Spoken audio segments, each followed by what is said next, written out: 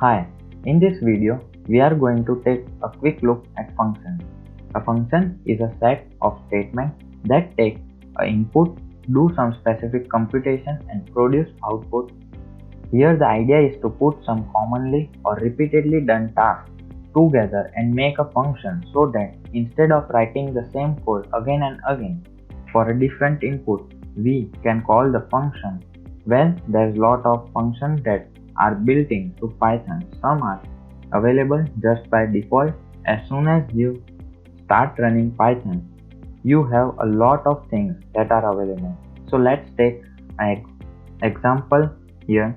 S to be a list in which 3 elements are there. 1, 2, 3. We will see all these lists, tuples, dictionary in detail in this course afterwards. We have a length function which just return the number of elements in S. So the length function is built in. So sometimes we have other built-in function that Python provides, but we need to import some modules. For example, let's import a square root function from a module math. Now we compute a square root of 4, we get output 2. Furthermore, we can import the whole module and use function of it. So here we use a function exponential of a math module. Here we find the maths.exponential of 1. So we get the output in a float value. We can define our own function. Functions are just objects that basically contain some stuff including our code. When we write a function, we assign a name to a function and that's what the def statement does. The def statement essentially specifies a name of the function that you want. So here we name a function as a func1. Now we have the parentheses here that we use to put in parameters. For this case, we are not going to define any parameter, but we still need the parentheses here. And the statement to execute when we call this func1 is print running func1. So when we execute this function or call or invoke this func1, it's print running func1. It is necessary to add the parentheses when we call a function. If we do not use a parenthesis, it will return a function itself like this. It will return a function itself that this is a function, it is in a main and its name is func1. So now let's see a function that takes parameter. Here we are going to define a parameter, basically A and B, that we are going to pass into a function, and we just give them a name, and this is going to be a name that's going to be a local to the function. Here in this we are going to return A times B. Here as we can see, we have no types like int, string as we have in other language. In this there are no static data types. So now we pass 2 and 3, we get 6, that is 2 times 3.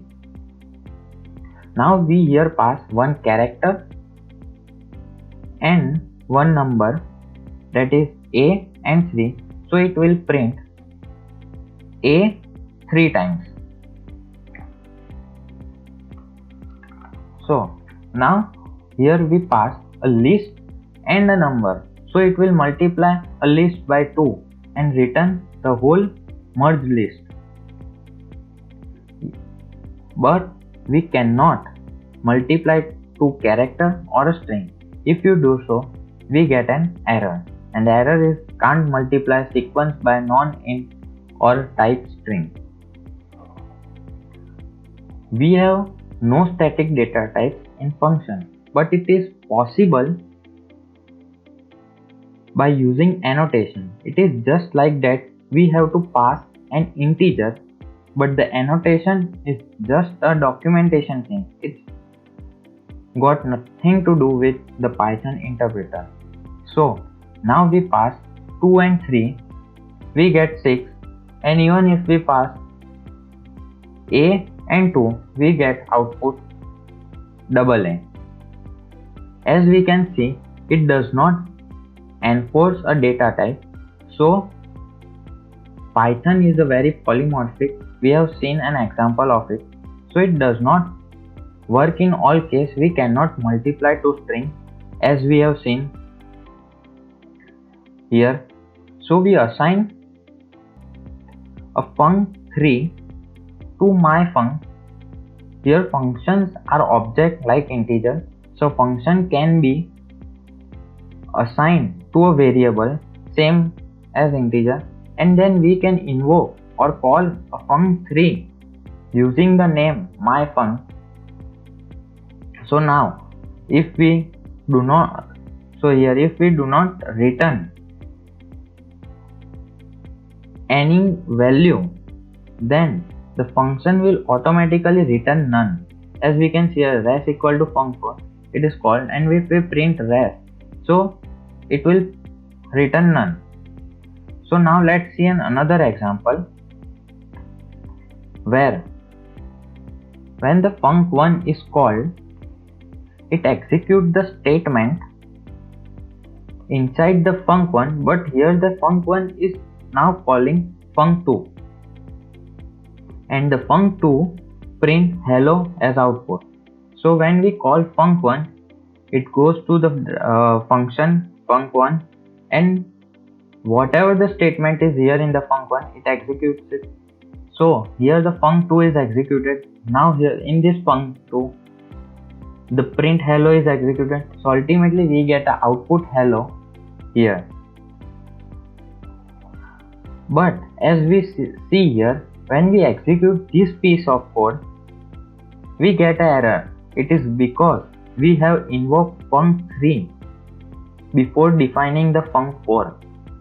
So it gives here error as func4 is not defined. So this def func4 should be written before we invoke func3. So here now we use a lambda keyword which also creates a function. This is a function without a name. As before we have named a function like func1, func2, etc. So we assign a function to a variable and we can invoke through it. So here lambda function takes x as a parameter and returns the value x square. So when we invoke a func5 and pass a 2, we get output 4, that is the square of 2. So here when we write func5 without parentheses, it will return that this is a function name lambda and it is in a main. So this is the lambda is a type of a function but without a name. It has its own name lambda. We will see the lambda in detail in course later. So that's all. If you like the video, please press like button and subscribe and share. If you have any suggestion, write in the comment section. Thank you.